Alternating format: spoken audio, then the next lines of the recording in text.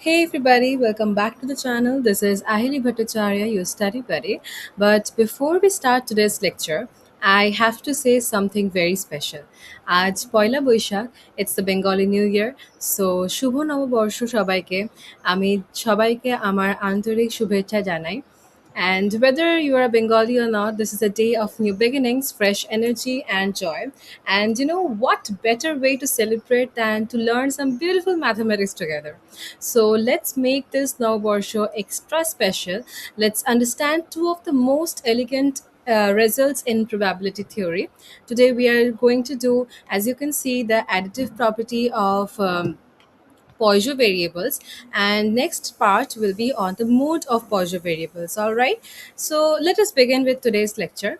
First, I'm going to present these slides, and then I'm going to show you exactly how to prove each and every step for each and every problem. Okay, so yes, now what is the intuition behind this additive property?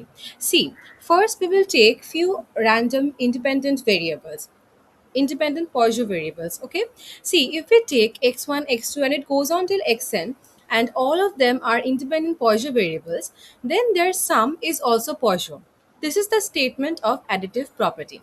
Just add the parameters, which is the lambdas, and then you have to prove this whole thing using the MGF which we just learned in our previous video. All right, so next is coming to be our mode of Poisson distribution. See, what is a mode? Mode is basically the most probable value, right? And there can be two cases for this mode of Poisson. Okay, first will be the case of lambda is not an integer. There it will be a unique mode, and then when lambda is an integer, then there will be two modes, which is bimodal. And I hope that you don't mix them up, because in our next slides only, I have made an interactive slide on the graphs of modes of Poisson distribution, where I will show you that if the parameter lambda is an integer, then we will have two modes, which is bimodal. Then we can see that in this graph. And if we have only one integer non-integer, then we will have only one mode. All right, so what is our today's goal? As you can see, today's goal is to understand why these results are true, and not just what they are. Okay, so we have to use this interactive explorer to understand it better. I'm sorry. Yes, everything is all right. Yes, the screen is visible. Okay, now coming to the next slide. Okay, now see, what is the theorem telling us? The theorem, first we need to say that the sum of independent Poisson variable is also Poisson. Now to understand this theorem and to prove this, let me just give this real example here, and I will prove that in my journal. I will write it and I will show you how to prove this theorem. All right, this additive theorem. Now see this example. This call center gets lambda 1, which is equals to 3, which means that average the call per hour for the first hour, it is 3. Okay, 3 calls in per hour in just 1 hour, as I said. And then in the next hour, we will see that there are 5 calls in that hour. Now if you just add it up, now when you're asked that what is the total probability for this, what is the total Poisson variable for this, then what do? You have to just add the parameters. What are the parameters here? 3 and 5, right? So if you just add them up both, then you get Poisson 8. Just add. This is just that. And how do we, when we have to prove this theorem, then it will be a little bit tricky, because we will use the MGF. All right, so that will be something else. I will do it later. Now see, what is the key insight what we get from here? See, the Poisson family is closed under addition. Okay, as long as the variables are independent, their sum stays in the family, the parameter just adds up. Okay, now here there is a critical condition. You have to remember three words, that is sum, then independent, and then Poisson. This only works when the variables are independent. All right, if they are correlated, the sum is not necessarily Poisson. All right, so this was basically the additive property of Poisson variables. Now we will come to the next part of our slide. See, here we have, I have already made this slide for the proof, and I have made it very nicely, as in the proof step by step. Okay, see, what am I doing here first? What was the Poisson MGF. What was the Poisson MGF? This MGF, you need to memorize it, because while you were doing it in your home, you will just this just stays in your head, this MGF of Poisson. Okay. And I think that I hope that MGF of everything, every distribution should stay in your head. But since we are dealing with Poisson right now, so I am just talking about Poisson MGF, right? So what is the Poisson MGF? When we are taking MXT, then the Poisson MGF is e to the power lambda into e to the power t minus 1. Okay. Now see here, if we take mxi, the xi is equals to x1 plus x2 plus x3 and goes on till xn. Okay. So here I'm talking about the general term. If I'm talking about the general term, then see what am I showing? I'm showing that the same thing only, just with the parameter lambda I. Okay. Here lambda I is also equals to, lambda is equals to lambda 1 plus lambda 2 plus lambda 3 is equals to lambda plus lambda n is equals to lambda. Okay. Just as you can see here. Now see, here what am I doing here? For mxi, we are seeing that this mgf will be e to the power lambda I into e to the power t minus 1. This is the standard Poisson mgf. Then if we are saying the independence is equals to the product of mgf, that was the second property of mgf, right? So here, as I'm saying, mzt is equals to mx1t into mx2t into mx3t, and it will go on till mxnt. This is the key property of mgf, right? Independent implies the mgf of sum is equals to product of mgfs. All right. Then next comes substitute. You have to substitute each of the mgf. Now for mx1t, what can you write? What is mx1t? It is e to the power lambda 1 into e to the power t minus 1, right? And what is equals to mx2t? It will be e to the power lambda 2 into e to the power t minus 1, and this will go on till mxnt. For mxnt, what will happen? It will be e to the power lambda n into e to the power t minus 1. All right. So if you substitute with each of the mgf, then you get this result. Now, as you can see, everything has the same base, right? These all the components have the same base. Then you can add the exponents, right? If you can add the exponents, then what will happen? E to the power lambda 1 into e to the power t minus 1 plus lambda 2 into e to the power t minus 2 t minus 1, and it will go on till lambda n e to the power t minus 1. Now, as you can see here, e to the power t minus 1 is a common factor out of all these elements, right? So if you take out all these, if you take out this factor e to the power t minus 1, then you get e to the power t minus 1 into lambda 1 plus lambda 2 and goes on till lambda n. Now we have already said that lambda will be equals to lambda 1 plus lambda 2 plus lambda 3, and it will go on till lambda n. Then if we substitute this part, this portion, to be lambda, then what do we get? We get e to the power lambda. Here, as we can see, e to the power lambda into e to the power t minus 1, because we have stated that lambda is equals to this. Then we can say, from the uniqueness theorem of mgf, then we can say that these two have the same distribution, right? So they will follow the same Poisson variable distribution. So we can say that therefore z follows Poisson lambda. All right. Now, why this works?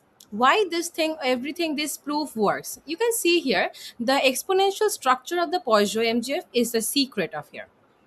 When you multiply the exponentials, then the exponents get added up, and e to the power t minus 1 factors out perfectly, as I have already said you that here e to the power t minus 1 is getting factored out, and then it gives you a single Poisson mgf. Now, this uniqueness theorem of mgf, that the two distributions with the same mgf are identical, since you see that mzt, see here mzt, here we were taking mzt, right? So mzt is equals to Poisson lambda. Mgf of z must be Poisson lambda. All right. So this was basically the proof, step by step, we have done here. And even if you have still doubt, I will show it once more, and that I will write it down, and then you will feel much better about it. Okay. So next, coming to the key ratio formula. See, this is of the coming to the next part of our video, that is, what is the mode of Poisson. Here, as I said, for an integer, this one I will show you directly in my journal, because here this part is little bit tricky. I will upload this in the notes, you can directly see that, but I will try to show you once more in my journal. Okay. what I was saying is that here basically we will try to find out the mode of this Poisson distribution using the key ratio formula. We will not just continue doing p0 and p1 and like that. We will not do that. We will take the ratio and we will see if the ratio is greater than 1, then the probability will rise. If the ratio is equals to 1, then the probability is at its peak, and when ratio is less than 1, then probability is decreasing or falling down. Okay, now see here, as you can see, basically after the whole derivation you will see that here p of x by p of x minus 1 is equals to lambda by x, and this is our whole property. Okay, this is a golden formula, just lambda over x. This tiny expression will determine the entire model analysis. Okay, now see, here we are just doing the case study of case 1 was what lambda is not an integer, and case 2 is lambda is an integer. For lambda which is not an integer, there will be an unique mode, and for lambda where it is an integer, lambda is an integer, then we will see that there are two modes. Okay, lambda and lambda minus 1. All right, so coming to the next case. Now see, this part is very very important. This slide is very important, and this is what I was waiting for all this time. See, you have to feel the mode. You, as you can see, what is the lambda here? Lambda is 3.7, and you can see the mode will be 3. All right, but if you see, let me see if the lambda is at 4. See, if my lambda is at 4, then you can see there are two modes. When the lambda is just an integer, then we get bimodal, right? Then the mode will be 3 and 4, like 4 minus 1 and 4, right? Lambda and lambda minus 1. This is our whole concept of what is mode. Okay, mode of Poisson distribution. Now you can check this with all the values whichever you want till 10. Okay, I have kept till 10. If you see, for 8.3, for lambda is equals to 8.3, then it is a non-integer, right? Then there will be a unique mode. As you can see, only one single bar is there, mode is equals to at 8. But if we see the mode to be at 8, then you can see there are two bars which are highlighted, right? So then the mode will be 7 and 8, because because the lambda is an integer here, and therefore we get a bimodal distribution, bimodal graph. Okay, as you can see here, you can try all these on your own. You can take any value from here, just slide the pointer, and you can see which number has got which mode. All right, so that is all with our interactive slide session. Now I'll come to the part where I am showing you the proof just by hand. Okay, so just give me a minute for that. Hi. Okay, so see here, first we will do the working of proving the additive property of independent Poisson variable. First we will let z. Okay, so let us take z. Let z be x1 plus x2 goes on till xn. Okay, and we will also let the lambda, and lambda is equals to lambda 1 plus lambda 2, and goes on till lambda n. All right, now what do we need to show here? For we need to show that z follows p lambda. Okay, Poisson lambda. So to show Poisson, z follows Poisson lambda. Z follows Poisson lambda. Okay, now you see that this xi, I running from 1 to n, will follow Poisson lambda I running from 1 to n, right? So let me write that in a different pen. Xi follows Poisson lambda I running from 1 to n, right? So see, if I write the mxit, which is the, as I have already discussed, that mxt of Poisson distribution will be what, like the mgf of Poisson is e to the power lambda into e to the power t minus 1, right?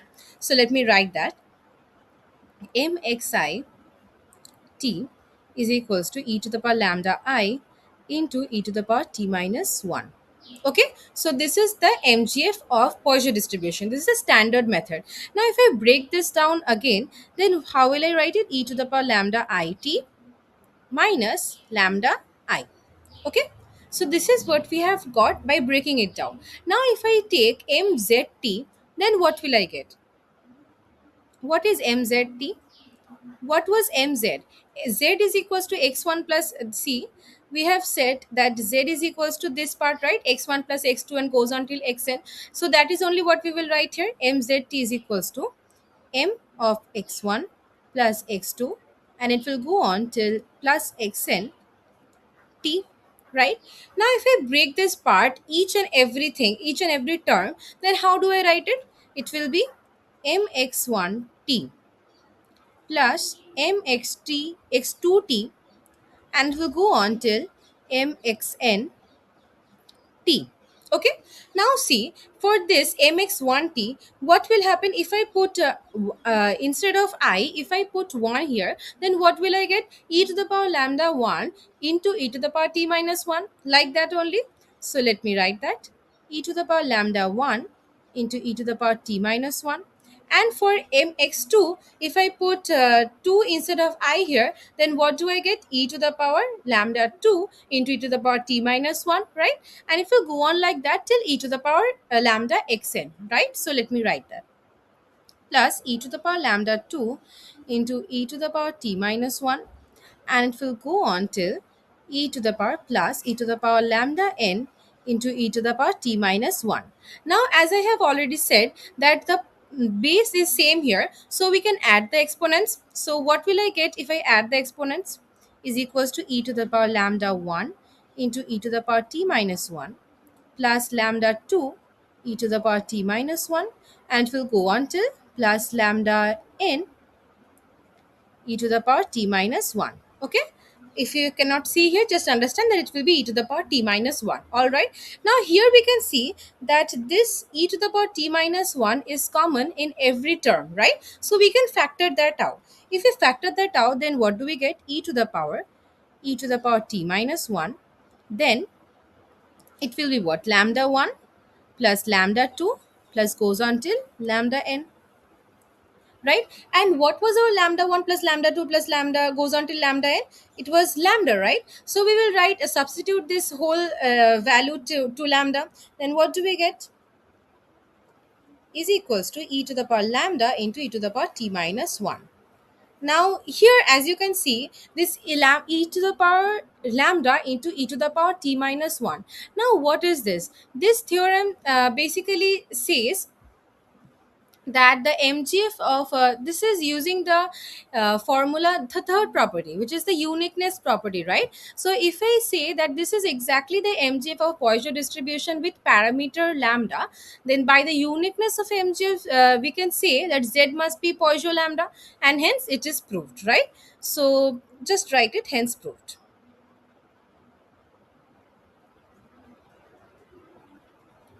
So this part is proved, right? Isn't that elegant? Like the independence gave us a product. The exponential structure turned the product into a sum of the exponent, and everything collapsed into one perfect Poisson. So mathematics is beautiful. That is what I mean. Now, see, if I have to tell you an intuition for this, you can think of it like this: that each Poisson variable is counting independent random events. When you add the independent counts, you just get a bigger count, right? So, of course, the rates just add up, and the MGF proof just makes this rigorous. Only that. But this is the idea is very simple. And as I'm saying that, I was just saying, right, that we have to remember three terms, which is sum, the Poisson, and the independent. Students often forget the word independent. The sum of two Poisson variable is Poisson only if they're independent. If they're correlated, this result does not hold, as I have already said. Now we will come to the part 2 of our video, which is the mode of distribution. And this is basically what I was talking about: the mode when it is unique and when it is bimodal. We will talk about that here. And as I said that here we're going to discuss the key ratio formula. So let me write it down. What is the key ratio formula? The key ratio formula. Now, what does this key ratio formula tells us? Now, to find where the probabilities are increasing and where they're starting to decrease, we look at the ratio, which is the px divided by p of x minus 1. All right. If this ratio is greater than 1, we will say that the probabilities are going up. The probabilities are going up, right? And if this ratio is less than 1, it is less than 1, then the probabilities are going down. Okay. And when it is at the peak, the mode is right at the transition of this. Okay. Now if I have to do the derivation of this ratio, again we have to recall the Poisson PMF. Okay. What was the Poisson PMF? It is e to the power minus lambda into lambda to the power x by x factorial. Because what is p of x? That is the PMF of Poisson, right? And what is x minus 1? Instead of x, just write x minus 1 and you are just done with that. So let me write it down. Let us take a different pen. Yes. See, to find the mode, we will see the look at the ratio, right? So p of x is divided by p of x minus 1 will be equals to probability of capital X equals to small x divided by probability of capital X equals to x minus 1, right? And we already know what is the PMF. So we will write it e to the power minus lambda into lambda to the power x by x factorial divided by e to the power minus lambda into lambda to the power x minus 1 divided by x minus 1 factorial. Now as you can see that the e to the power minus lambda cancels top and bottom, and then we can simplify further, right? We will just cancel it up. Let's take this pen. This e to the power minus lambda and lambda gets cancelled. So then we will just divide it. What will happen? Lambda to the power x divided by x factorial into x minus 1 factorial divided by lambda to the power x minus 1. All right. Now, as you can see, what is lambda to the power x divided by lambda to the power x minus 1? It will just leave us with only lambda, right? Why? What is the intuition behind it? If we say lambda to the power 5 and in the denominator we have lambda to the power 5 minus 1, which is 4, lambda to the power 4. Then if we divide lambda to the power 5 by lambda to the power 4, then it will be what? It will cancel out to be only lambda, leaving one lambda. Because what is the formula, what is the rule for exponents? It is lambda to the power 5 minus 4, because it has the same base, right? While denominator, while dividing, it just gets subtracted. So 5 minus 4 is lambda to the power 1, so it will be lambda. This is the intuition behind why am I saying that this will be lambda, right? And next comes lambda minus 1 x minus 1. See, x minus 1 factorial divided by x factorial. So this means what? Basically 4 factorial by 5 factorial. Like if I take x to be 5, then it will be this only. Now what is 4 factorial by 5 factorial? It will be leaving out only 5, right? So it will leave out only basically x. So we can write that the denominator will be x. This is just the intuition behind why, how am I solving it, okay? Or else this can be seen just directly in naked eyes. So anyway, I told you so that the intuition is very clear for you. So yes, basically this is what we need. Just lambda over x. This tiny formula is our entire weapon for finding the mode. Now let's use it in two cases. What are the two cases? First case is lambda is not an integer, and second case is lambda is an integer. Now see, let's talk about case number 1. Case 1. Lambda is not an integer.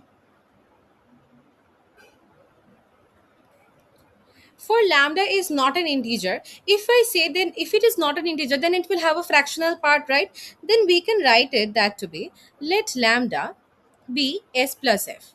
Now here, what is this s? S is the integral part of the number and f is the fractional part of that number only. So let us define it s to be the integral or whole number part, whole number part. And what is the f? F is the fractional part, fractional part. Now if I take an example and show you, then it will be more clear, right? So let me take an example. Let us say lambda to be 5.7. Then here, what is s and what is f, right? Here s is equals to 5. This is the whole number of this number of this non-integer 5.7. And what is f? F is the fractional part. Fractional part is 0.7, right? So 0.7. Now, just as I said here, that this ratio will be greater than 1 when and the probability will rise, and this when it is less than 1 the probability will decrease. Now just see that, watch it what happens when the ratio is this. Let us see, we will take a few cases and we will understand that. See, when x is equals to 1 2 and it will go on till s, what will be the ratio? Ratio is what? S plus f by x, because the ratio was lambda by x, right? And here we are defining lambda to be s plus f. Then we can write that lambda by x is equals to s plus f by x. Now if you see that x is equals to running from 1 to s, now just take a number, then it will be more clear intuitively. Let us take a number, s to be 5, or we have took a number to be 5. Let us take to be x 6. Okay, now if s is equals to 6 and let us take the fractional part to be zero point 0.5. Okay, let s be 6 and f be 0.5. Then what will be the number? What is our non-integer number? Our non-integer number will be, our non-integer number will be s plus f, which is 6 plus zero point 0.5, which is 6.5. So here basically I'm talking about 6.5 divided by, here see, when from which number to which number our x is running. Our x is running from 1 to s, right? So if it is 1, then it will be greater than 1. It is very obvious, right? But see, if sometime this will come to be s, right? When x is equals to s, and here s is what, 6, then if we say the last term of our running time is 6.5 by 6, then also it is greater than 1, right? So you can say that when x is running from 1 to s, then our ratio s plus f by x is greater than 1, which means that our probability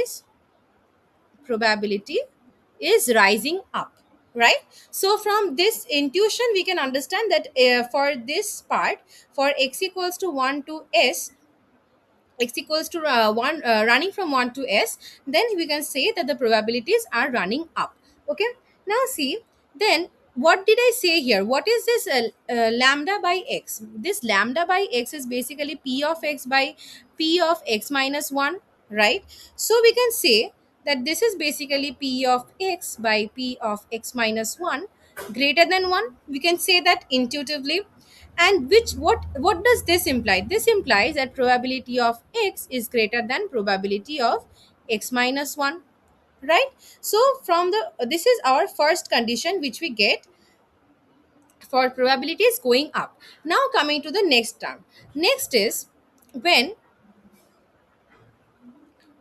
x is running, we did till s, right? Now when x is running from s plus 1, s plus 2, and it will go on till infinity, then what does it, then what do we get? What happens to the formula? Let us see that. What is lambda by x here? Lambda by x will be s plus f by x. Now see this part. Here again choose another number for s. Let us say s to be, let us say s to be 3.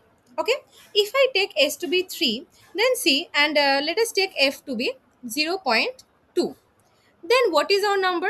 S plus f will be 3.2, and x is running from s plus 1, right? So what is s plus 1 here? 3 plus 1, which is equals to 4, right? So here we can see that any number 3.2 divided by 4, which is the first term, s plus 1 for x, what do we get? 3.2 by 4. This will be lesser than 1, right? This is very obvious that that it will be lesser than 1. But and if it is less than 1, then we can say what? P of x by p of x minus 1, and this will continue for all the values, all the terms. Okay, I'm not writing for everything, every term. You can understand that through intuition. So what is p of x by p of x minus 1? It is less than 1 again. Then we can imply that this will be p of x, which is less than p of x minus 1. So this is basically what we have got from the next condition. So as you can see the pattern, the probabilities keep going up from x equals to 1 all the way to x equals to s. Then at x equals to s plus 1, that ratio drops below 1 and the probabilities start coming down. So the maximum is at x equals to s, which you can understand, right? So even if you do not understand, let me write that down very clearly for you. See, p of x by p of x minus 1 is equals to s plus f by x, and here it is greater than 1 for x equals to 1 2, and it will go on till s, and it will be less than 1 for s is equals to x is equals to, sorry, x is equals to s plus 1 s plus 2, and it will go on. Okay, now if you put the values, if you just normally put the values of 1 to s for the first condition and try to see what when does it really maximize at x equals to s, then we can also check that. How do we check that? See, if we put x equals to 1 here, then what do we get? P of 1 divided by p of 1 minus 1, which is p of 0, right? So p of 0 will be greater than 1, because we are taking x equals to 1 to s, right? First we are doing for the first condition. So for the first condition we can see that p of 1 by p of 0 is greater than 1. So we can see, we can write from here that p of 1 is greater than p of 0, right? And for the next part, for x equals to 2, if I put x equals to 2 here and 2 here, then what do we get? Probability of 2 divided by probability of 1 is greater than 1. So here also we can say that probability of 2, this implies that probability of 2 is greater than probability of 1, right? And this will continue till how much? P of s, like when x is equals to s here, right? So for p of s by p of s minus 1 will be greater than 1, which basically means probability of s is greater than probability of s minus 1.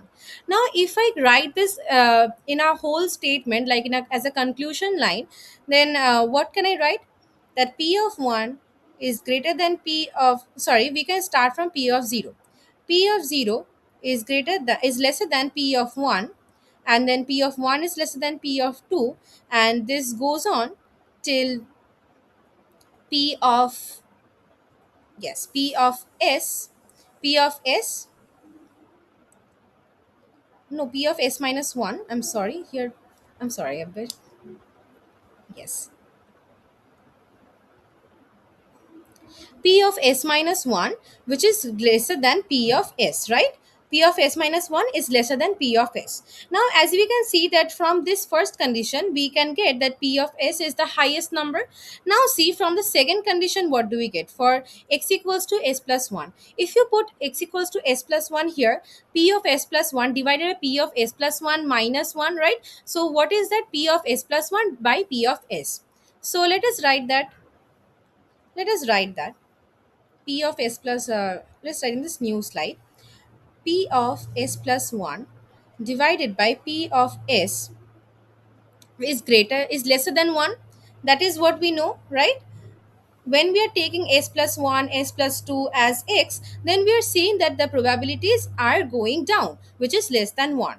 So we can say, we can write it like this: p of s plus 1 divided by p of s is lesser than 1, and then p of s plus 2 divided by p of s plus 1 is again less than 1, and it will go on like this till infinity.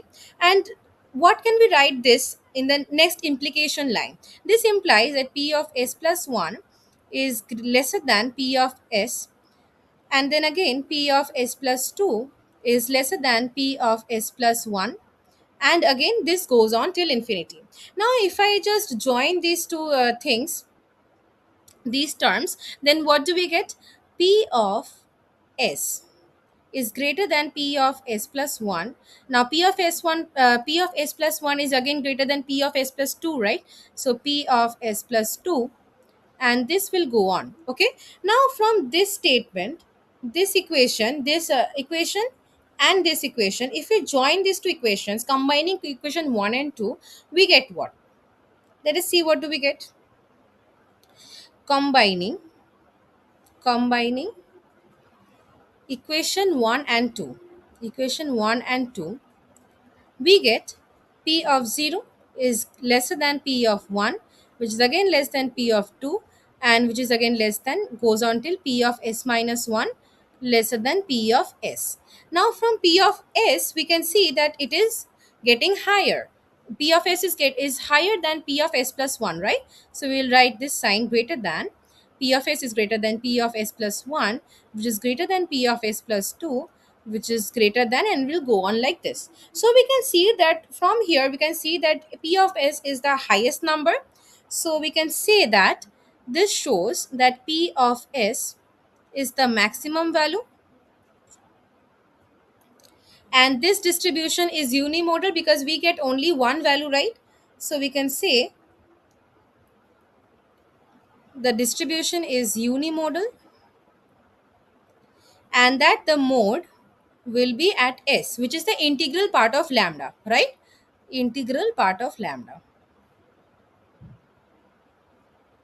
Now you know how to write this in like a box of lambda. This is the notation. Okay, so the mode of non-integer lambda will be the integral part of lambda itself. All right. Now we will come to the case number 2 of this equation. Case number 2 is when lambda is an integer. So for lambda is an integer, we can say that lambda is equal to s here, because s was what, the integral part of that number, right? Here lambda is the integer. So when lambda is a perfect integer, say lambda equals to 5, something special happens at x equals to s equals to lambda. Okay, here we will get two modes, that is bimodal, right? So let us see what happens to that. We will follow along the cases. Let us see. Let lambda is equals to s, which is the integer. Then we can see that P of x by P of x minus 1, that was lambda by x, right, which we have calculated earlier. So lambda by x, here lambda is s, so it will be s by x. All right, now we will follow three cases where x running from 1 to s minus 1, then 1, then x equals to s, and then running x running from s plus 1, s plus 2, and it will go on till infinity. All right, so let us follow along the cases. Let me show you. When x is equals to 1, 2, and it will go on till s minus 1, then s by x is greater than 1. Why am I saying that? Let us take another number. Let us take s to be 5, as I said. If you take s to be 5 and x to be s minus 1, and if you go to the highest number is s minus 1, what is s here? 5. And what is s minus 1? It will be 4, right? 5 minus 1, 4. So s by x, which is 5 by 4, will be greater than 1, right? So we can say that even for the highest number in x, it will be greater than 1. Okay, so here we can say the probabilities are increasing. Probability is increasing. I'm sorry, yes, is increasing. Now see, if I put x to be 1 here, see, probability of x, this basically means the probability of x by probability of x minus 1, right? This s by x means that. So if I put x to be 1 here, then it will be p of 1 divided by p of 1 minus 1, which is p of 0, right? So p of 1 by p of 0 is greater than 1. So that, let me write that. Therefore, we can say that p of 1 divided by p of 0 is greater than 1, right? And next comes, if I take x to be 2, then p of 2 by p of 2 minus 1, which is 1. So p of 2 by p of 1 is greater than 1. So p of 2 by p of 1 is greater than 1. And this will go on till p of s minus 1. That is the last term, right? S minus 1, as we can see here, s minus 1. So p of s minus 1 divided by p of s, a p of s minus 2, p of s minus 2 is greater than 1, right? Now if I write it further, breaking this down, so what will happen? Let us check.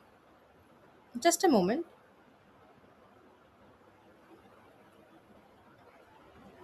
Yes, so if I write it as simplify this further, then what do we get? P of 1 is greater than P of 0, then P of 2 is greater than P of 1, and this will go on till P of S minus 1 greater than P of S minus 2. P of S minus 2. Okay. Now this can be further simplified and written like P of 0 is less than P of 1, which is again less than P of 2, and this will go on till P of S minus 2, which is lesser than P of S minus 1. Right? This is our first equation. This is our first equation. All right. Next, we will see when x is equals to s, what will happen. See, when x is equals to s, then what will happen, that s by x will be s by s, that is the last term, which is the only term which we have, right? S by s, which is equals to 1 here. So s by x is equals to 1. Then we can say that p of x by p of x minus 1 is equals to s by x, which is equals to 1 here, as we can see from here. So we can say that p of s, where x is equals to s, right? P of x is equals to p of s minus 1.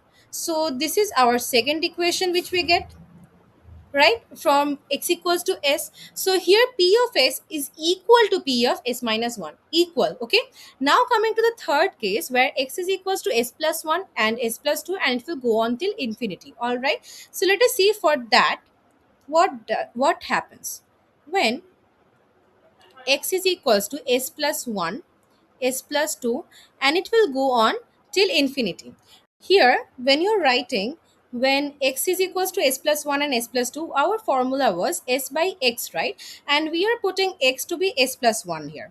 So if I'm putting s by s plus 1, then our denominator is bigger and our numerator is smaller, then it will be then it is very obvious that it will be less than 1, right? So I'm writing it now directly, that to be probability of s plus 1 divided by probability of s is lesser than 1, then probability of s plus 2 is lesser than divided by probability of s plus 1 is less than 1, right? And this will go on, and this will go on. And if I write it down simply, it will be p of s plus 1 lesser than p of s, and then p of s plus 2, which is lesser than p of s plus 1, right? And if I write down more simply, then we get what? P of s plus 1, sorry, we will start from p of s. P of s is greater than p of s plus 1, is again greater than p of s plus 2, and this will go on. So this is our third equation. So from combining, oh, I'm sorry, this is the highlighter.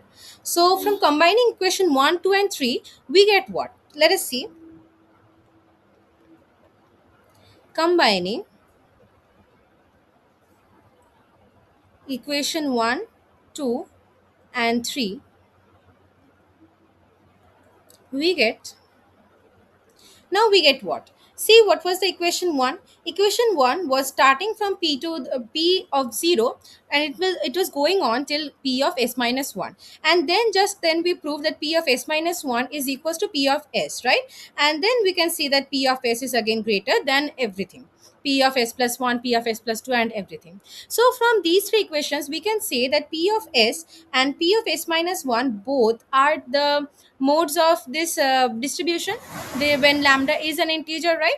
So we will just write that P of 0 is lesser than P of 1 is lesser than P of 2, and it will go on till P of less s minus 2, which is less than p of s minus 1, which is equals to p of s, which is greater than again p of s plus 1, which is greater than p of s plus 2, and it will go on like that. So from here we can see that p of, yes, p of s minus 1 is equals to p of s, which is the greatest term here, right? So as we can see, what is the conclusion then?